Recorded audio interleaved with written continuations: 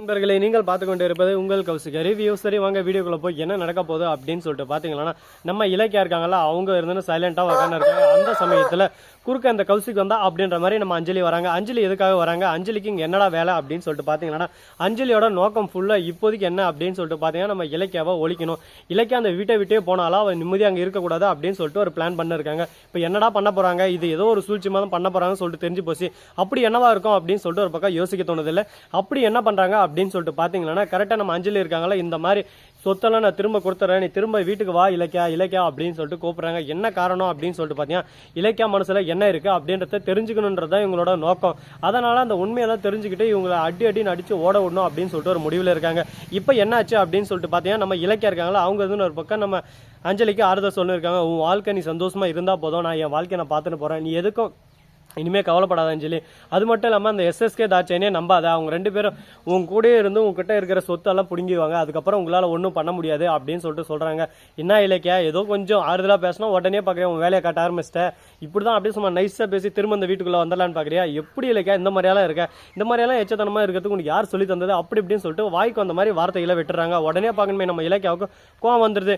என்ன நானா போனா போதுன்னு விட்டு கொடுத்தா என்ன ஓவரா பேசணும் போயினே இருக்கேன். அஞ்சலி நானும் இங்கே பாரு எல்லாமே ஒரு லிமிட் தான், நீ வந்து அக்கறையாக பேசுகிற போதே தெரியும் நீ எதுக்கு வந்திருப்ப என்னத்துக்கு வந்திருப்பன்னு சொல்லிட்டு போ வேலையை பார்ப்போம் அப்படின்னு சொல்லிட்டு சொல்லிடுறாங்க. நம்ம பைரவி ஒரு பக்கம் வராங்க. பைரவி எதுக்காக வராங்க அப்படின்னு சொல்லிட்டு பார்த்தீங்கன்னா, பைரவியோட நோக்கம் ஃபுல்லாக இப்போ என்னன்னு சொல்லிட்டு பார்த்தீங்கன்னா, இந்த அஞ்சலியை ஒழிக்கணும், அது இலக்கியா வீட்டுக்கு வந்த மாதிரி தான் கரெக்டாக இருக்கும். ஆனால் இலக்கியா வீட்டுக்கு வர வைக்கிறது ரொம்பவே கஷ்டம். இப்போ என்ன பண்ணுறது அப்படின்னு சொல்லிட்டு யோசிச்சுன்னு இருக்கேன். எஸ்எஸ்கே தாட்சாயினி அஞ்சலி இவங்க 3 பேரோட சுயரூபத்தை நம்ம கார்த்திக் கிட்ட போட்டு காட்டிட்டு அதுக்கப்புறம் நம்ம அந்த இடத்துல நல்ல பேர் வாங்கிடலாம்ல அப்படின்னு சொல்லிட்டு நம்ம பைரவி யோசிக்க ஆரம்பிக்கிறாங்க.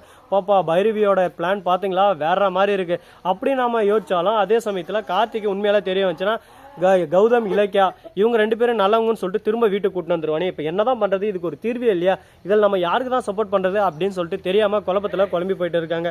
சரி இந்த மாதிரியெல்லாம் ஒரு பக்கம் குழப்பங்கள் போயிட்டு இருந்தாலும் அதே சமயத்தில் மறுபக்கம் என்ன நடக்குது அப்படின்னு சொல்லிட்டு பார்த்தீங்கன்னா, நம்ம பைரவி இருக்காங்களோ அதுக்கான எவிடன்ஸ் எல்லாமே கலெக்ட் பண்ணி வச்சிட்டாங்க ஆல்ரெடி. இது எட்டுன்னு போயிட்டு காட்டணும் அப்படின்னு சொல்லிட்டு எட்டுன்னு போயிட்டு நம்ம கார்த்திக் கிட்ட எல்லாத்தையும் காட்டுறாங்க. கார்த்திக் பார்த்து ஷாக் ஆயிடுறாரு.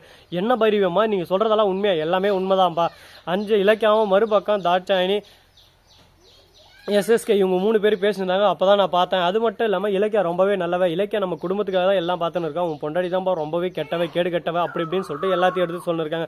இதெல்லாம் கேட்டது என்ன பேசுறதுன்னு சொல்லிட்டு தெரியாமல் நான் பண்ணது தப்பு தான், நான் இப்பயே போய் மன்னிப்பு கேட்குறேன் அப்படின்னு சொல்லிட்டு கேட்குறேன். உடனே போய் மன்னிப்பு கேட்காதப்பா, நீ உடனே போனால் லாஸ்ட்டில் அந்த எஸ்எஸ்கே மறுபக்கம் தாட்சாயினி அவங்களோட பிளான் என்னன்னு சொல்லிட்டு தெரியாது, இந்த சொத்தெல்லாம் சுரட்டலான்னு சொல்லிட்டு ஒரு பிளானில் இருக்காங்க. அஞ்சலி இன்னும் பிளானில் இருக்கா, இவங்களை யாருமே நம்பாத அப்படின்னு சொல்லிட்டு சொல்கிறாங்க. அஞ்சலி கிட்ட போய் நைஸாக பேசுகிறாங்க நம்ம கார்த்தி.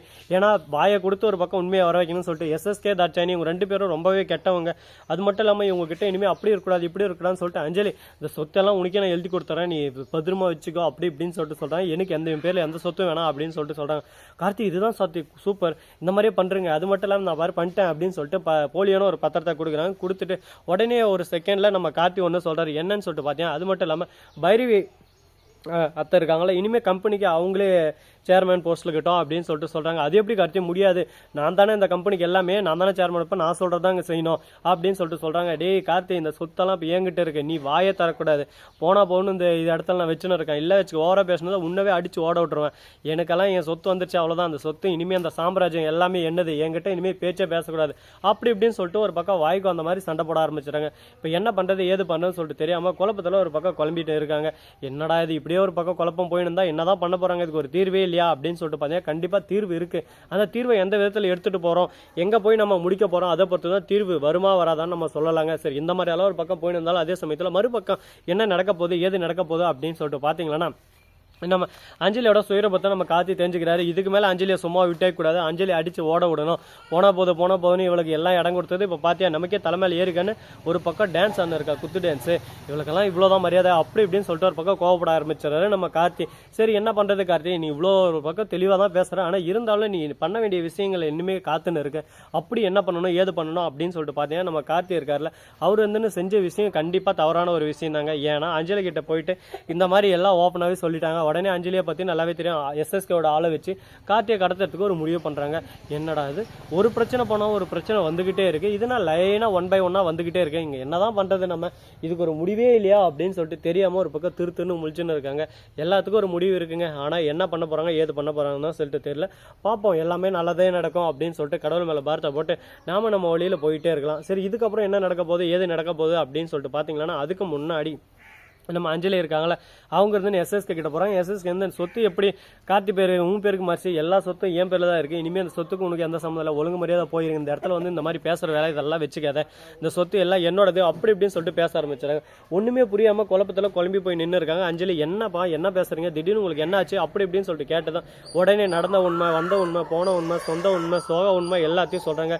இதுக்கப்புறம் தான் தெரிய வருது, ஐயோ இதுதான் நடந்ததா, இப்படி தான் நடந்ததா, இதுதான் விஷயமான்னு சொல்லிட்டு இதை தெரிஞ்சு ஷாக் ஆயிடுறாங்க. ஒரு பக்கம் இதுக்கு மேல நம்ம பேச முடியாதா சாமி, இந்த அளவுக்கு ஒரு பக்கம் டஃபா தான் பண்ணிருக்காங்களா அப்படின்னு சொல்லிட்டு உண்மையை தெரிஞ்சுக்கிட்டு என்ன பண்ண போறாங்க ஏது பண்ண போறாங்கன்னு சொல்லிட்டு இப்படி தாங்க ஒரு பக்கம் போயின்னு இருக்கு. இதுக்கப்புறம் என்ன நடக்க போகுது ஏது நடக்க போகுது, இது எப்படி சுவாரஸ்யமாக கொண்டு போக போகிறாங்க அப்படின்ற ஒவ்வொரு விஷயத்தையும் தாங்க நம்ம 1 by 1 பார்த்து தெரிஞ்சுக்க போகிறோம். இதுக்கப்புறம் என்ன நடக்க போகுது ஏது நடக்க போகுது அப்படின்னு சொல்லிட்டு பார்த்தீங்கன்னா, நம்ம இலக்கியா கௌதம் இவங்க 2 பேரோட ஆட்டம் ஆரம்பிக்க போகிறாங்க. இவங்க 2 பேரும் சேர்ந்து உண்மையை வெளிச்சத்துக்கு கொண்டு வர போகிறாங்க. அப்போ தான் தெரிய போகுது என்னென்ன விஷயம் நடந்துச்சு ஏது நடந்துச்சு அப்படின்ற ஒவ்வொரு விஷயமும் வெளிச்சத்துக்கு வரப்போகுது. வெளிச்சத்துக்கு வந்த அப்புறம் யாரையும் சும்மா விட மாட்டாங்க. இந்த வீடியோ பிடிச்சிருந்தா லைக் பண்ணுங்கள், கமெண்ட் பண்ணுங்கள், ஷேர் பண்ணுங்கள், இன்றைக்கு மேலே தட்டி விட்டு போங்க. அப்போ தான் நான் ஒரு அடுத்தடுத்த வீடியோ உங்களுக்கு உடனுக்குடன் நோட்டிஃபிகேஷன் வந்து கொண்டே இருக்கும். மிக்க நன்றி, தேங்க்ஸ் ஃபார் வாட்சிங், டாடா, see you, நன்றி, வணக்கம், வந்தனம், பர்கர் தருக.